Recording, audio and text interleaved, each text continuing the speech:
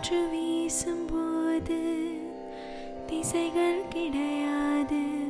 காதல் பேசும்போது மொழிகள் கிடையாது. பேசும் வார்த்தை போல மௌனம் புரியாது. கண்கள் பேசும் வார்த்தை கடவுள் அறியாது. உலவி திரியும் காற்றுக்கு உருவம் தீட்ட முடியாது.